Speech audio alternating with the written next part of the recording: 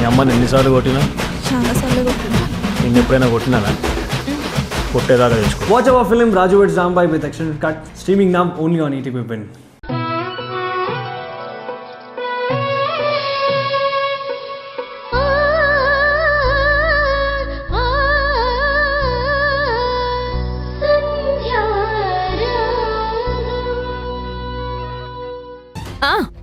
అసహించుకో. చీ కొట్టావు కదా, ఇంకా చాచి చంప పగలగొట్టు. అదొక్కటే తక్కువ. ఆ పని కూడా చేయి సంధ్యా. సిస్టర్, ఏంటి మీరిద్దరూ అలా సీరియస్గా ఉన్నారు? వింధ్య, నువ్వు నా స్నేహితురాలివే. నువ్వు నన్ను బాధపెట్టి నేను నిన్ను బాధపెట్టి ఏం సాధిస్తాం చెప్పు? నీకెన్నోసార్లు చెప్పాను, మళ్ళీ చెప్తున్నాను, నువ్వు అనుకున్నవన్నీ అబద్ధాలు. అవన్నీ ఎవరో కల్పించి చెప్పారు.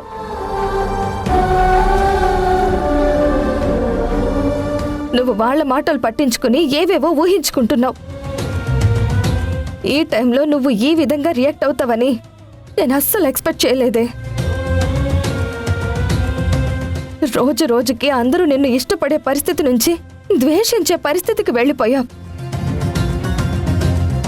నా బిడ్డ పురుట్లోనే చనిపోయింది. ఆ బిడ్డని ఈ చేతులతోనే పట్టిపోసి పూడ్చిపెట్టాను. అలాంటిది ఇంకో బిడ్డ నా కడుపులో పడింది అని చెప్తే కనీసం మానవత్వం చూపించకుండా ఏంటి ఇది? నువ్వు మానవత్వం చూపించకపోయినా పర్వాలేదు, కానీ ఇలా బాధ పెట్టడం ఎంతవరకు కరెక్ట్ చెప్పు? మా అత్తయ్య వెయిట్ చేస్తున్నారు, నేను వెళ్తాను. ఆగు సంధ్యా. వెళ్లే ముందు ఒక్క మాట చెప్పి వెళ్ళవా?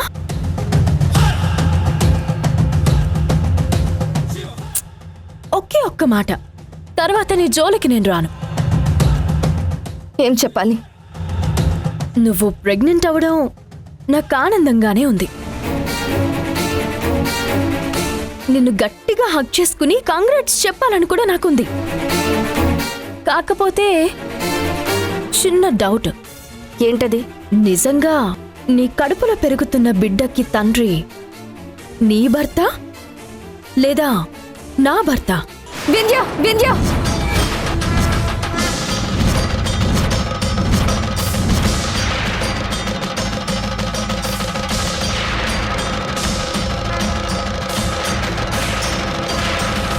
కొట్టు. ఏంటి ఆలోచిస్తున్నావు? కొట్టు. ఇది రెండోసారి అనుకుంటా షాపు విషయంలో నడి రోడ్డు మీద ఇలాగే చెయ్యెత్తావు. కొట్టు. ఇందాకే అన్నావు కదా చెంప పగలు కొట్టాలనిపిస్తుంది అని. కొట్టేసేయ్. నేను నీ దగ్గర క్లారిఫికేషన్ తీసుకోవాలనుకుంటున్నాను. నువ్వు నన్ను కొట్టినా పర్వాలేదు, నాకు ఇదొక్కటి చెప్తే ఆ తర్వాత నీ జోలికే రాను. చెప్పు, ఈ బిడ్డకి తండ్రి నీ భర్త లేక నా భర్త?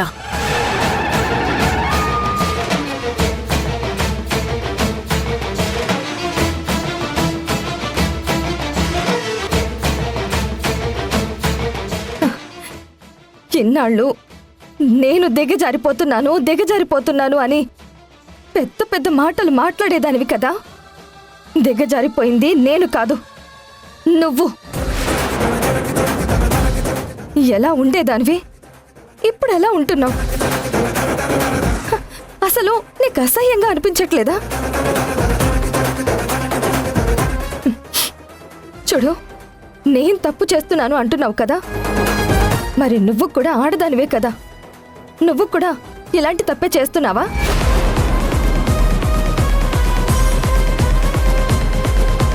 చెప్పు. కట్టుకున్న భర్తుండగా ఇలాంటి తప్పుడు పనులు నువ్వు కూడా చేస్తున్నావా?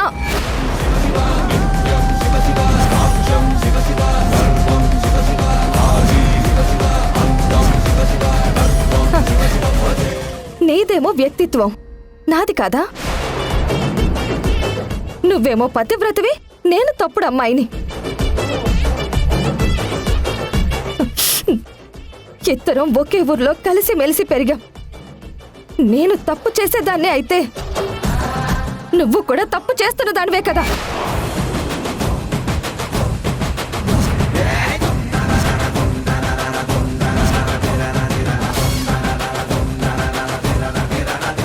ఏంటి వింధ్య, ఏం ఆలోచిస్తున్నావు?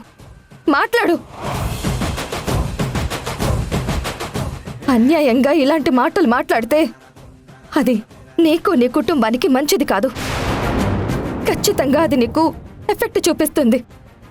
సరే పడని. న్యాయమో అన్యాయమో ఒకసారి హాస్పిటల్కి వెళ్ళి డిఎన్ఏ టెస్ట్ లాంటిది చేయిస్తే ప్రాబ్లం సాల్వ్ అయిపోతుంది.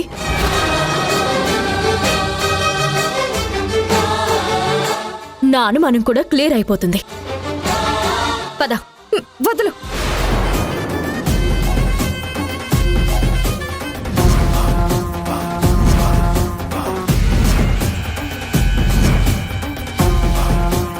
నీతో మాట్లాడాలంటేనే నాకు అసహ్యం వేస్తుంది. నీ భర్త చెప్పాడు, నీ అత్త చెప్పింది, మీ మావయ్య చెప్తున్నాడు, నేను కూడా చెప్తున్నాను మారమని. ఎంతమంది చెప్పినా నువ్వు మారకపోతే నీకు పిచ్చి పట్టింది అంటారు.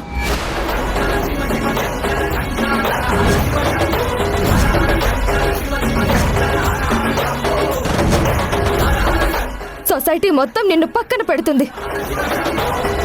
మనం మనుషులుగా ఆలోచించాలి. మానవత్వం లేకుండా ఇలా మూర్ఖత్వంగా ఆలోచించకూడదు. ఇప్పుడు చెప్తున్నాను చూడు. నాకు ఎక్కడికి రావాల్సిన అవసరం లేదు. ఎక్కడా టెస్టులు చేయించుకోవాల్సిన అవసరం లేదు.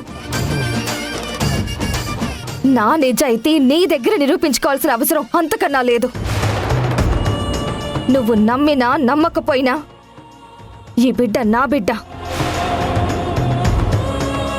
నువ్వు సంతోషపడ్డా ఏడ్చినా అది నీ విజ్ఞతకే వదిలేస్తున్నాను.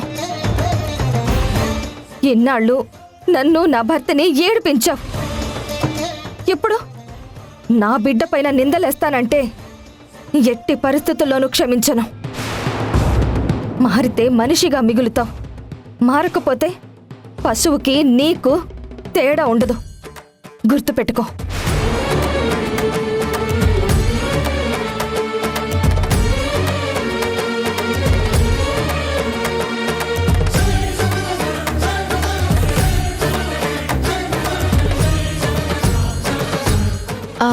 ఏంటి సిస్టర్ అన్ని మాటలు మాట్లాడింది? పశువుకి నీకు తేడా తెలీదు అంటుంది. నువ్వు అసలు మనిషివే కాదు అంటుంది. మనిషివి కాకపోతే ఎవరివి నువ్వు? ఎంత మాట నాకే అవమానంగా ఉంది సిస్టర్.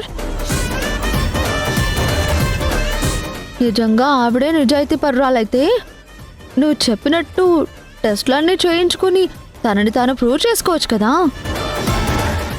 అప్పుడు నీకు అనుమానం కూడా ఉండదు కదా.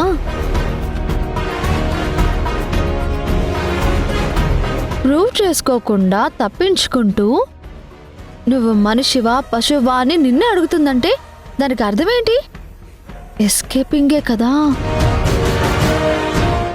సిస్టర్, ఏదో జరుగుతుంది. నీ అనుమానమే కరెక్ట్ అనిపిస్తుంది.